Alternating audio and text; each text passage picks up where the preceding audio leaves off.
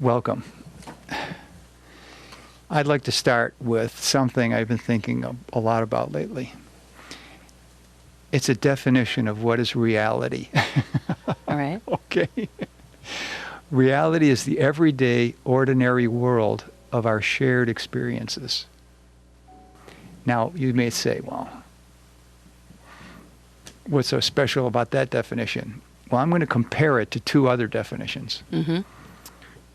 So I say it's the everyday, ordinary world of our shared experiences. Now, compare that to reality is the ordinary, everyday world of our selectively shared experiences.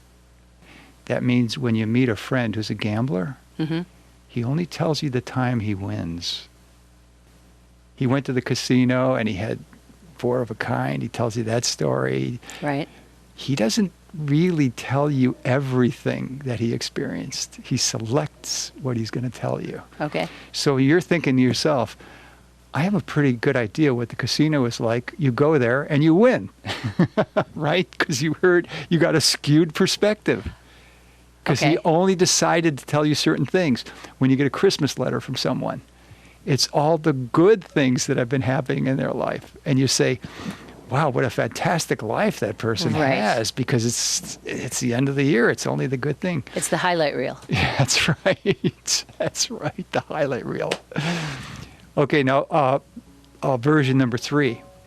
Reality is the everyday, ordinary world of fictional experiences. That's what you get when you watch TV. Oh, look, it's a family like mine. Oh, look at all the good things that happens to that family. Mm-hmm. See, look at how the hero always has exactly what is needed in order to overcome adversity. Mm-hmm. It's fictional.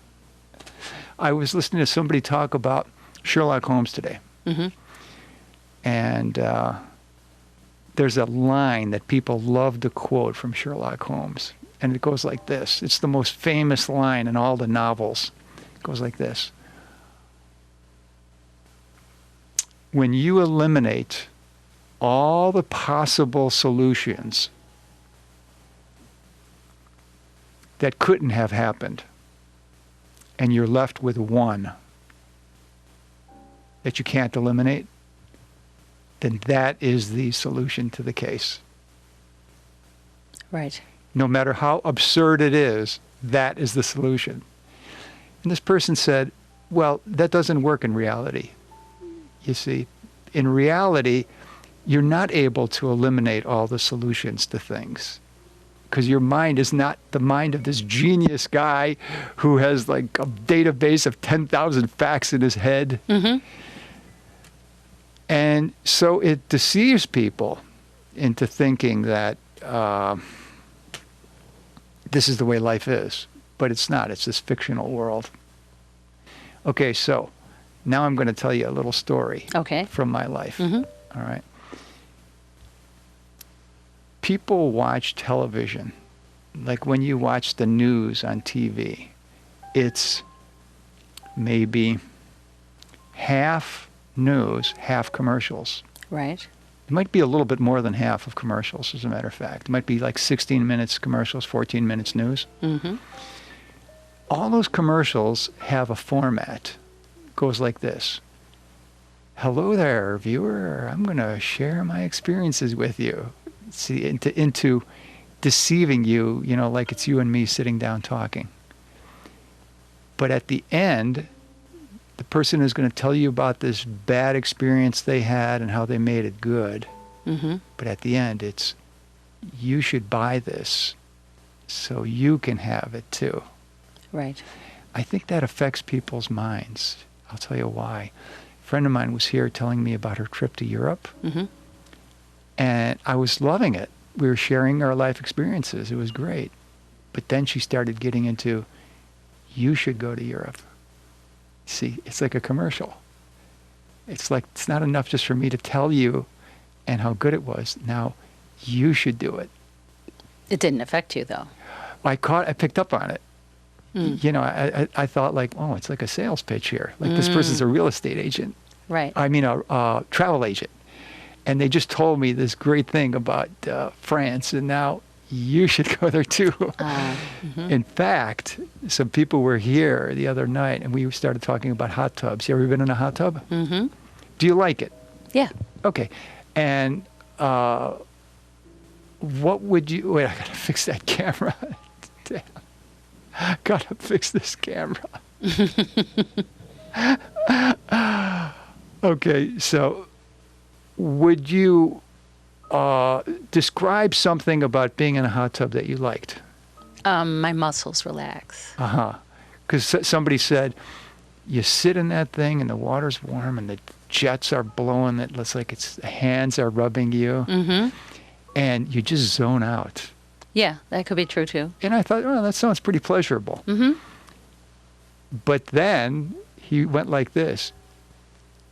And it was only $2,100 some dollars. Oh. You should get one. You could put it in the backyard. You see, he went into a sales pitch. Why do you think he did that? Because the commercials affect the way we relate to each other. Because we gotten so used to seeing people do that at the end of a shared experience. True? What do you think?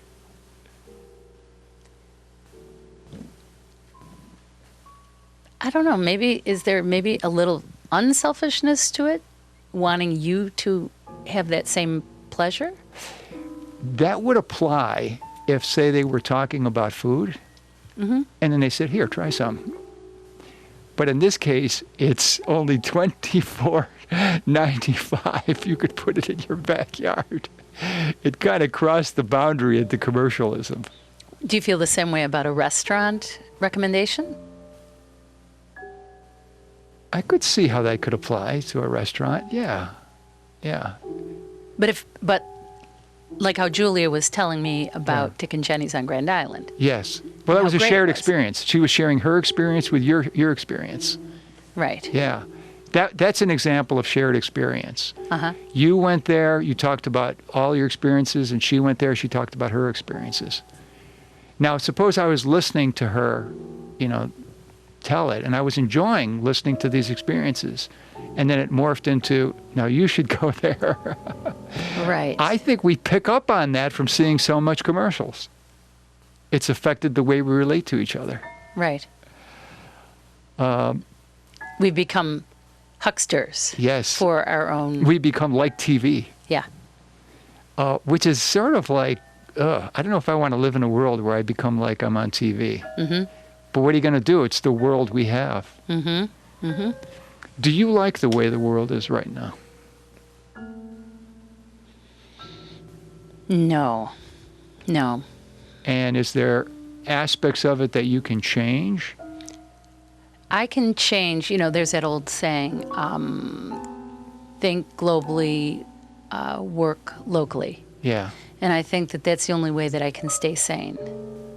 So if I'm going to think globally, I may be able to put my money toward things that mean something to me. I might be able to support causes that I think make a difference on a national or international level.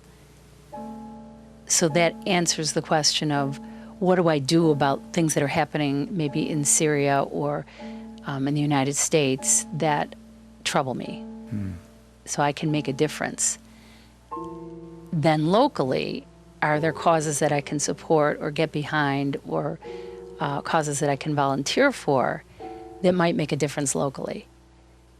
What I'm trying to get away from is perseverating on things that have been going on in this country recently. We all know what those things are. The election and the one thing in particular that this election has uncovered is what has probably always been here is racism. I've known about racism. I've seen racism, but I think what this election has done has uncovered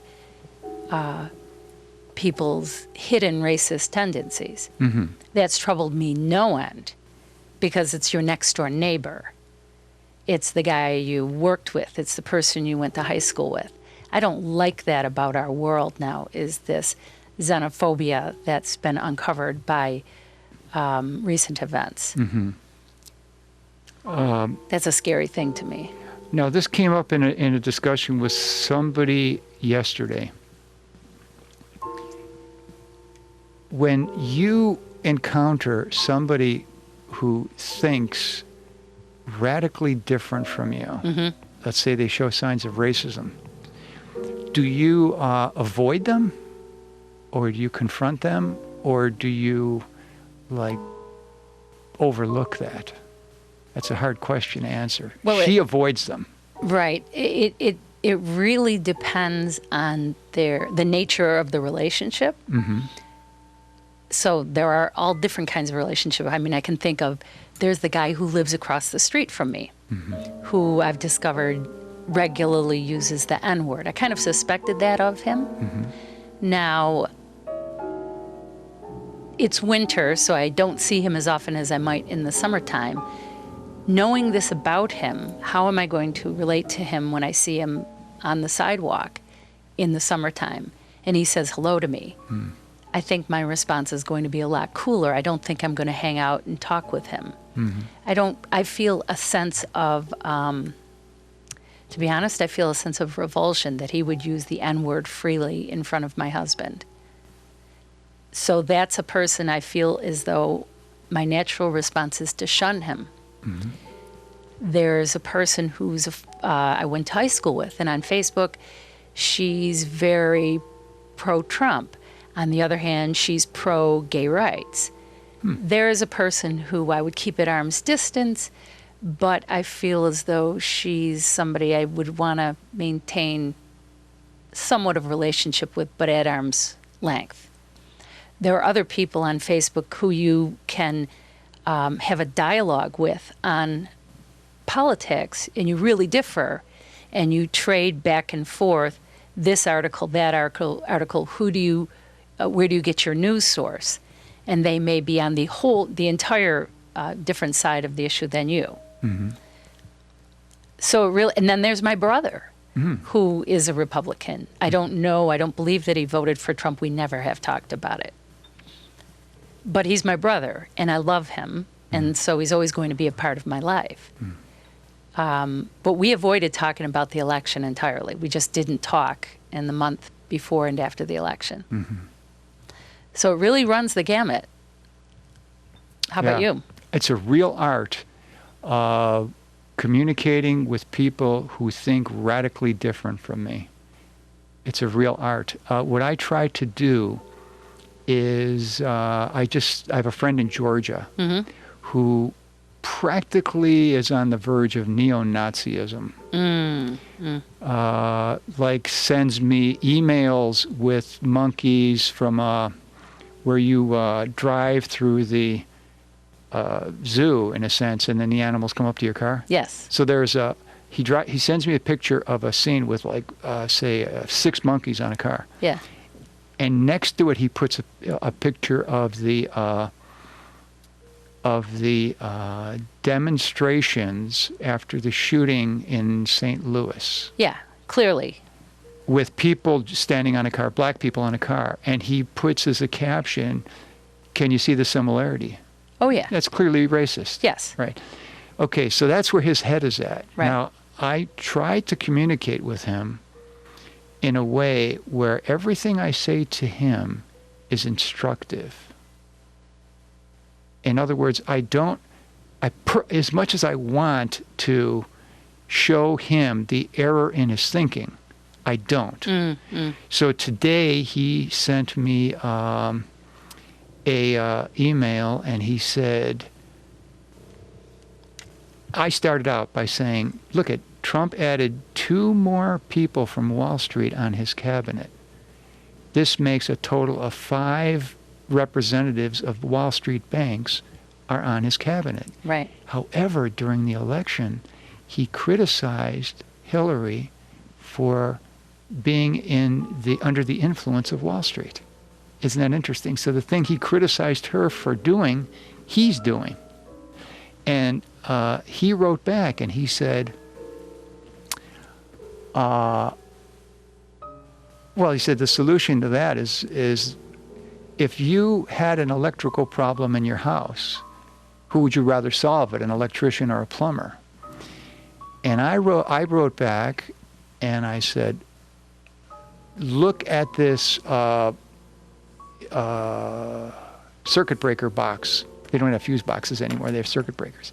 Somebody had really messed it up with like a whole spaghetti thing of wires. Yeah. And I said, let's go with your example. Look at this electrical box. Who would you want to come in and fix it? The people who set it up this way, parentheses Wall Street, or somebody from the working class who can make it right? Oh.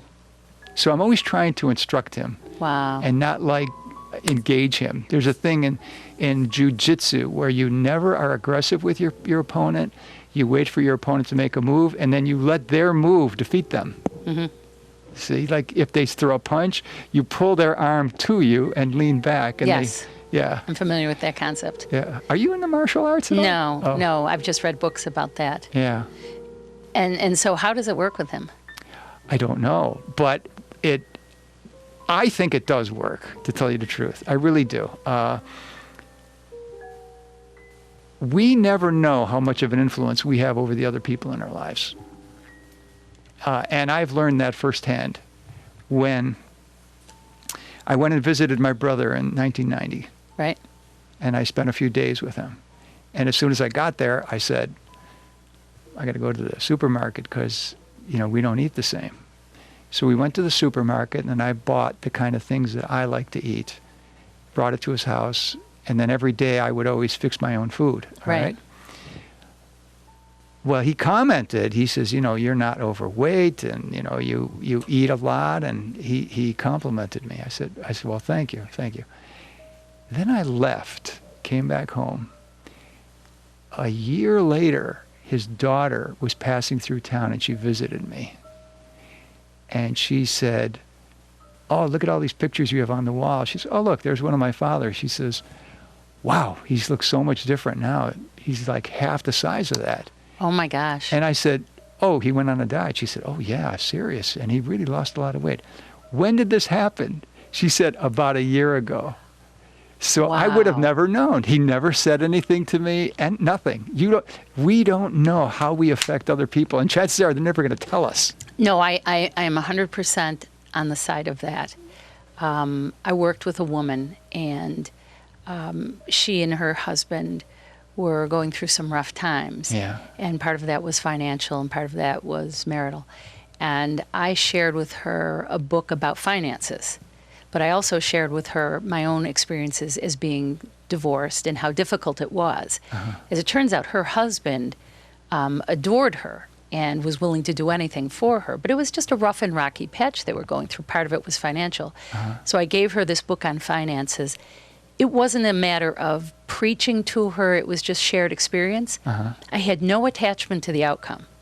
It was just a matter of, I'm sharing this with you just because my ex-husband didn't love me, but your husband loves you. You've got something to work with here. And probably the book helped you. Book helped me. Sometimes finances are the thing that can sink a marriage, and if you clear that up, other things clear up. Well, 4 or 5 years after the fact, she saw me and she says, I want to thank you. My marriage, my finances are wonderful. I'm married to the most wonderful man on earth, and I just want to thank you. And I was just blown away because I hadn't thought about her. I hadn't thought about them. She'd moved away. And that small act of just sharing, this worked for me. And, here, you might want to read this book. I had no attachment. I never called her up and said, did you read the book? Did you, how's it going with you and your husband? I wasn't nagging her. Made a huge difference in her life, in her husband's life, in the lives of her kids.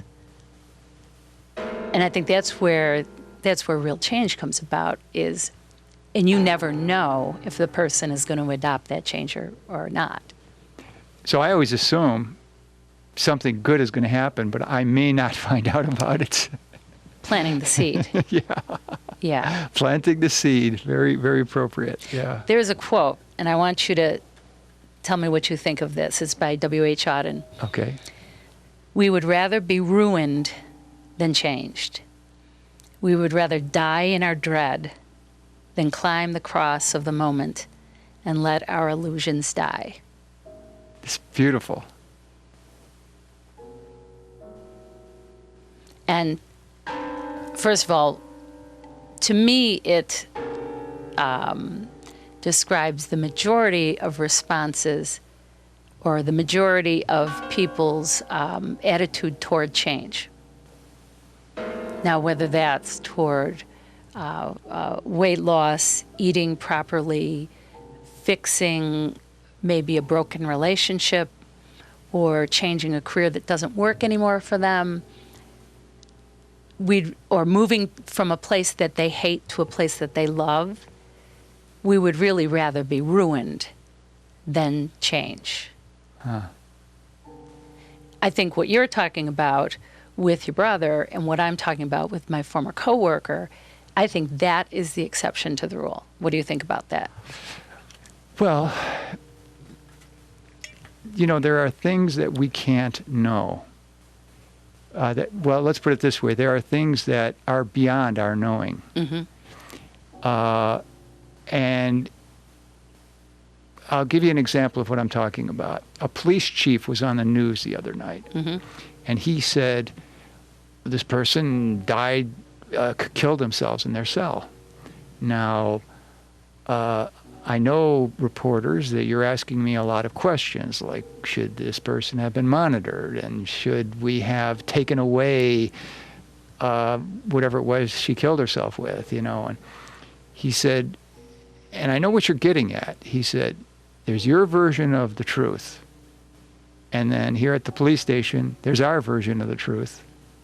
And then there's the truth. Right.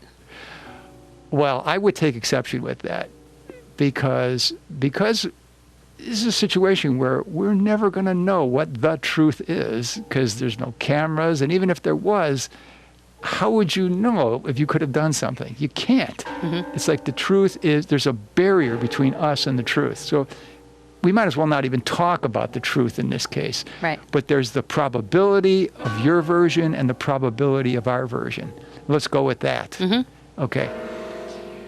So since we can't know what the majority of people will do, I'm going to just put that in the category of like the truth. It's like, we're never going to be able to find that out. Let's talk about the probability. Okay. Okay. And this is hard because we have such a limited number of examples to choose from. Whenever my friends come to me and they talk about, did you ever notice that women, blah, blah, blah, blah, blah. Yeah, generalities. And I'm thinking, how many women have you experienced that you could talk about 4 billion people this way? Like, it's so bold to think you know so much from such a small sample. It's so subjective. Yeah. Yeah. But there are objective truths. Say there are numbers on, say, pedophiles who recommit their crimes. There are numbers on that, and they, as far as recidivism go, they are the one category of prisoners who recommit their crimes and who are the least reformable. Let's put it that way. So there are numbers that you can attach to certain things. And now I don't know that there's a number that you can attach to people's willingness to change. There are numbers that you can attach to, under normal circumstances, what percentage of people who take off a certain amount of weight put it back on again.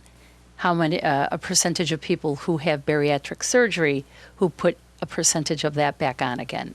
So there's numbers for everything. So just as I'm talking about anecdotally a gut sense in terms of people.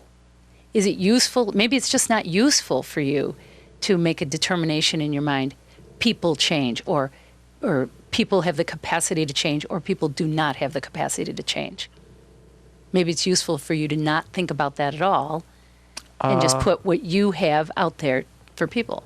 Well, this is the way I think of it.